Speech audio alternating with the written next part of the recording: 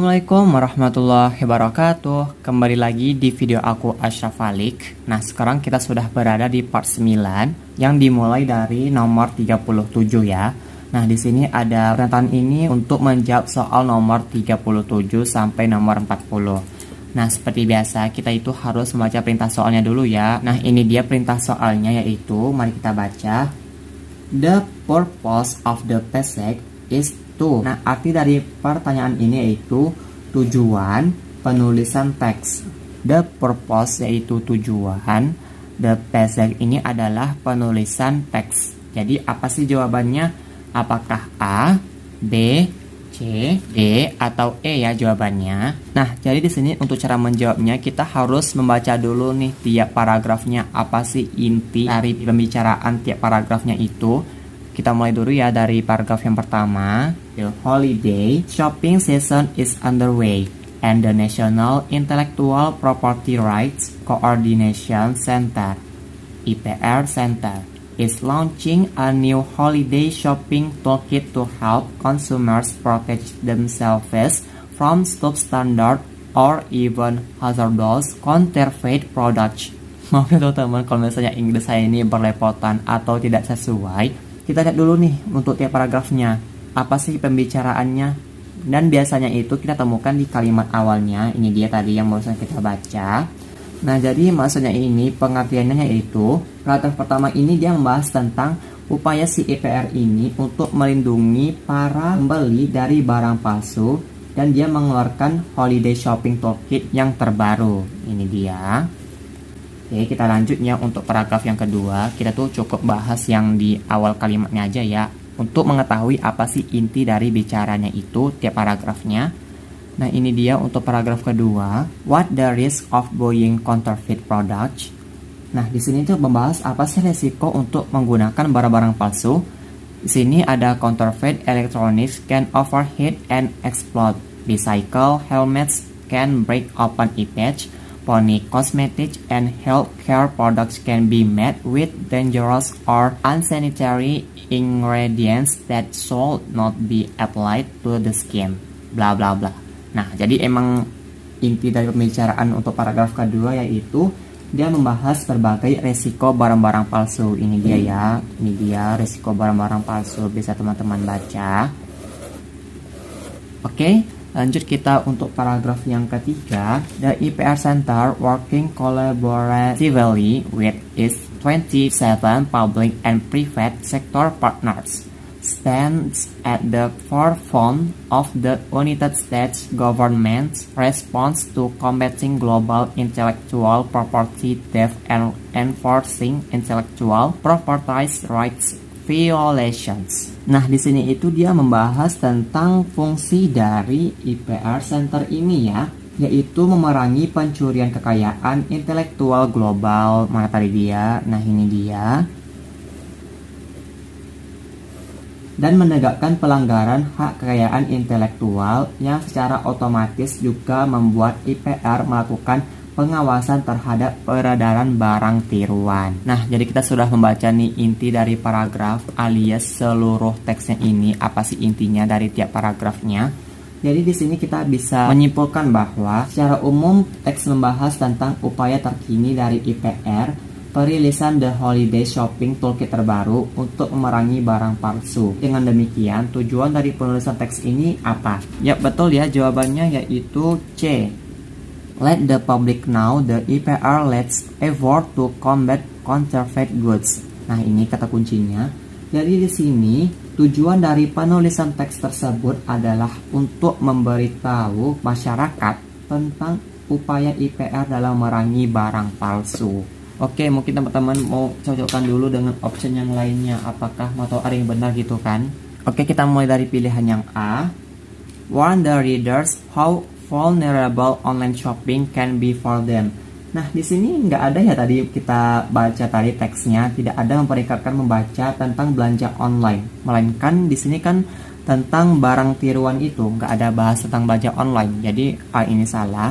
Lanjut yang B, raise awareness of the dangers of fake goods that harm consumers. Nah, ini nggak ada ya, karena kan di teks tadi tidak ada membahas informasi mengenai dampak membeli barang tiruan. Yang di sini kan hanya dibahas di paragraf kedua. Oke, lanjut yang D. Inform the problems that can result from purchasing counterfeit products. Nah, nggak ada juga ya tadi, ini sama nih yang untuk option yang B tadi, karena informasi ini mengenai dampak membeli barang tiruan hanya dibahas pada paragraf kedua aja. Jadi di sini nggak ada. Karena kan di sini hanya membahas paragraf kedua aja. Padahal kan tujuan penulis itu kan kita membahas dimulai dari seluruh teksnya itu, tiap-tiap teksnya. Oke, lanjut yang E. Explain why counterfeit products are risky and should be avoided by the EPR. Ini salah ya, karena kan tidak disebutkan bahwa IPR harus menghindari barang palsu. Malahan IPR ini adalah lembaga yang membantu melindungi konsumen dari membeli barang palsu. Jadi soal nomor 37, tujuan penulisan teks yaitu jawabannya adalah C. Jika teman-teman masih bingung, silahkan komentar di bawah. Selanjutnya kita membahas soal nomor 38. Nah, di sini perintah soalnya sama ya, berhubungan dengan teks yang tadi, yang ini. Oke, mari kita baca perintah soalnya. The wordnya adalah kata ya.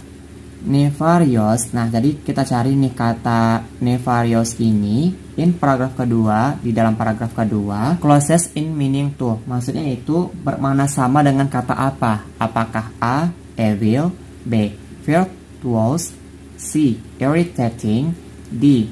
Damaging, E. Troublesome. Apakah jawabannya? Mari kita lihat dulu di dalam paragraf kedua. Oke, kita lihat teksnya ini. Nah, di mana sih yang ada katanya yaitu nefarious ini? Kita cari. Ini dia ya. Wah, di soal ini udah di tanda tebal gitu ya. Ada kata nefarious. Jadi kita nggak perlu lama-lama lagi untuk mencari di mana sih kata nefarious ini. Sebenarnya teman-teman tahu nggak apa sih kata nefarious ini pada kalimat ini? Nah, betul ya, kata nefarious ini terdapat pada dalam kalimat yang memiliki arti barang tiruan tidak hanya menipu konsumen dengan produk di bawah standar dan berpotensi berbahaya, tetapi situs belanja online yang digunakan juga dapat mencuri data pribadi dan keuangan konsumen untuk tujuan nefarious lainnya. Nefarious ini bersifat kayak jahat gitu ya. Kita lihat di option apakah di sini ada tentang jahat. Gimana jawabannya? Ya betul ya, jawabannya yaitu A, evil. Nah, kita lihat dulu ya kenapa kita nggak jawab B, C, D, E ini. Karena kalau virtuous ini kan artinya yaitu berbudi luhur, bukan jahat ya. Nah, berbudi luhur ini kan artinya baik. Lanjut yang C. Irritating ini kan berarti yaitu mengganggu. Jadi ini kurang pas ya. Lalu yang D, damaging, ini kan artinya yaitu menyebabkan kerusakan. Ini pun kurang pas juga. Lalu yang E, troublesome. Apakah artinya? Ya, betul ya. Di sini itu artinya menyusahkan. Nah, kalau menyusahkan itu salah ya. Nah, jadi untuk kata nefarious ini atau tindakan jahat seperti pencurian data, pribadi, dan keuangan. Jadi dengan demikian berdasarkan konteks lain kalimatnya dapat diketahui bahwa sinonim dari kata nefarious yang tepat adalah evil, jahat. Nefarious ini adalah tindakan jahat, evil ini adalah jahat. Jadi seperti itu ya teman-teman. Jadi soal seperti ini banyak juga sih yang kayak sinonim kata. Sinonim katanya itu pasti nama lainnya yaitu ada meaning to, kayak nama lain dari kata ini. Oke, jadi teman-teman silahkan memperbanyak kosakata bahasa Inggris. Pokoknya cari aja yang mirip katanya itu dengan ada di teks. Oke, jadi teman-teman bisa untuk mencocokkan kata yang lebih tepat yang ada di teks. Oke, semoga paham. Selanjutnya kita membahas soal nomor 39. Nah, ini masih berhubungan dengan teks sebelumnya tadi ya. Mari kita baca perintah soalnya. With ideas in paragraph 3, it can be predicted that. Nah, jadi soal ini menanyakan bahwa prediksi si penulis ini yang berdasarkan pada paragraf ketiga. Apakah jawabannya A, B, C, D, atau E ya. Nah, jadi kita harus melihat dulu di paragraf ketiga. Oke, mana paragraf ketiganya? Ini 1, ini 2, dan ini 3. Nah, ini paragraf ketiganya ya. Nah, jadi teman-teman harus baca dulu untuk paragraf ketiganya. Nah, jadi berdasarkan informasi sudah kita dapatkan ini, yang paragraf ketiga, bahwa membahas upaya IPR Center dan 27 mitra sektor publik dan swasta dalam memerangi pencurian kekayaan intelektual yang dapat membantu pemantauan terhadap barang tiruan di dunia maya.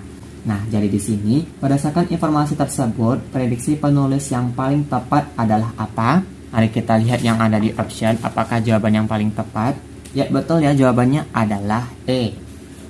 Counterfeit items will be less widely distributed in the USA. Yang artinya, peredaran barang tiruan di Amerika Serikat akan berkurang.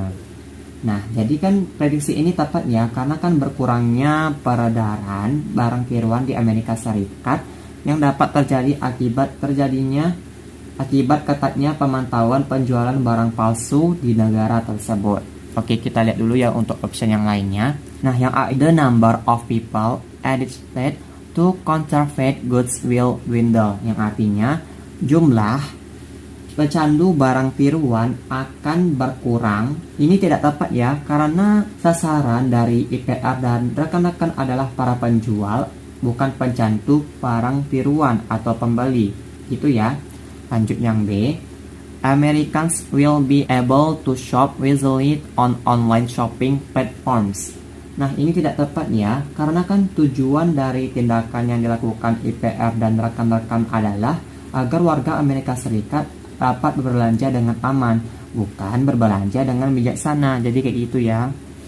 Lanjut yang C. The perpetrators of buying and selling fake products will be arrested. Yang artinya pelaku jual beli produk palsu akan ditangkap.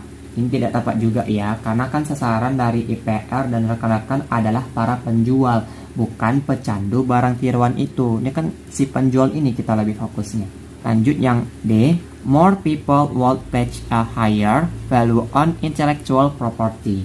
Nah, artinya yaitu lebih banyak. More people ini artinya lebih banyak.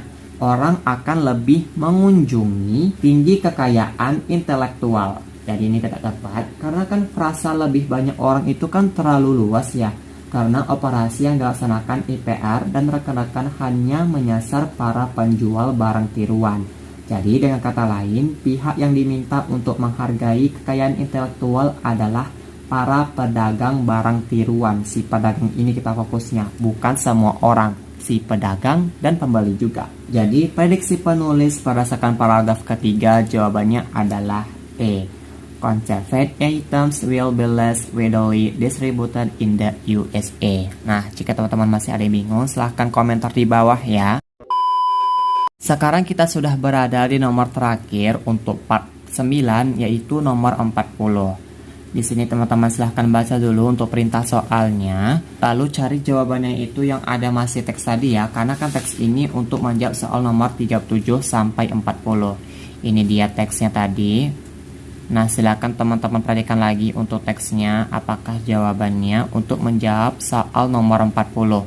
Silakan teman-teman jawab di kolom komentar. Kalau misalnya sudah 3, 4 yang sudah memberikan jawaban di kolom komentar, barulah saya memeriksa apakah jawaban kalian itu sudah sesuai atau belum. Jadi jangan takut salah memberi jawabannya teman-teman, karena di sini kita belajar bareng. Oke? Saya tunggu ya jawaban teman-teman. Sampai jumpa di video selanjutnya. Wassalamualaikum warahmatullahi wabarakatuh.